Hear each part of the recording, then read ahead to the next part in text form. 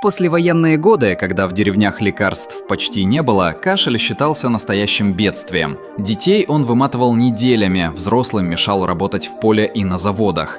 Бабушки рассказывали, тогда даже сахар был на вес золота, но если ребенок начинал задыхаться по ночам, его тратили без колебаний. Так и родился рецепт, который в народе прозвали «сладкой помощью». На сковороде растапливали 2 столовые ложки сахара до янтарной карамели.